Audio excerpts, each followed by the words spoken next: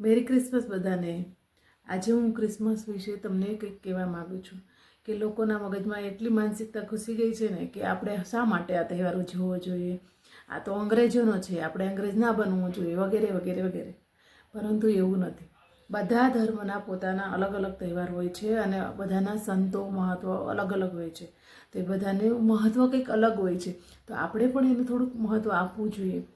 હું એવું નથી કહેતી કે સાવ આપણે એના ધર્મોને અપનાવી લઈએ છીએ, એક તહેવાર ઉજવવાથી એના ધર્મને ન અપનાવી લઈએ.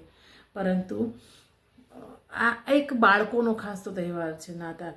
કેમ કે સાન્ટાક્લોઝ એક મહત્વનું પાત્ર છે.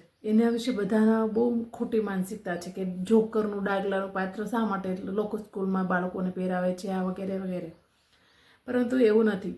સાન્ટાક્લોઝ એક મહાન વ્યક્તિ હતા જેમણે પોતાની બધી સંપત્તિ દાનમાં આપી દીધી. મતલબ કે ગિફ્ટો બધાને આપીને બધાની સેવા કરીને, નાના બાળકો, દુઃખી વ્યક્તિની, ગરીબ વ્યક્તિની, આડોશી પાડોશીની બધાની સેવા કરવામાં પોતાની આખી સંપત્તિ આપી દીધી છે. એટલે એ ખાસ કરીને યુરોપના દેશમાં નાતાલ મોટો તહેવાર ગણાય છે, જેમ આપણે દિવાળી હોય. એટલે ત્યારે સાન્ટાક્લોઝ આ મહત્વના દિવસે એવા વ્યક્તિની મદદ કરે છે જે ગરીબ હોય, જેની પાસે પૈસા ના હોય, એ લોકોની આ મદદ કરતા. અને એક એક એ સાન્ટાક્લોઝ એવું એનો જે પહેરવેશ છે એ પહેરવેશથી બાળકો એને ઓળખી ના શકે અને બાળકો જોડે ગમ્મત કરે, એને ખુશ કરે, એના માટે એ પહેરવેશ કર્યો હતો.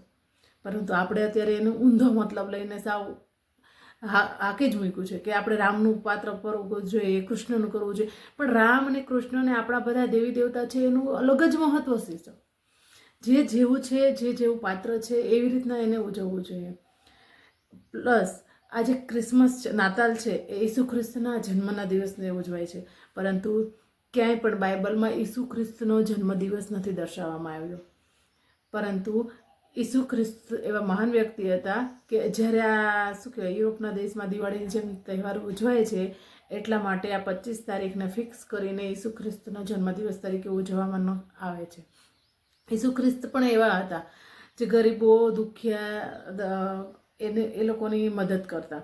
એટલા માટે આ બંને સંતોની યાદમાં આ દિવસને ઉજવવામાં આવે છે. તો હું બધા પેરેન્ટ્સને રિક્વેસ્ટ કરવા માગું છું અને બીજા વ્યક્તિને બી કે બધા એવું કહે છે આ જોકરનો તહેવાર છે, આ ના ઉજવવો જોઈએ, આ તે વગેરે.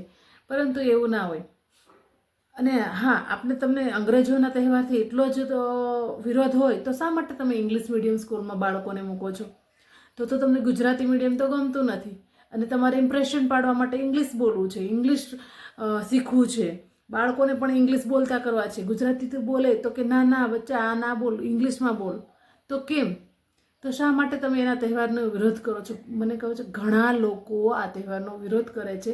એટલે મને એમ થયું કે લાવ હું આજે આ વિડીયો બનાવું અને લોકોને એની માનસિકતા દૂર કરું. કેમ કે આ બંને સંતો છે, મહાન હતા, કંઈક કામ કર્યું છે સારું તો જ આખી દુનિયા એને ઉજવતા હશે ને.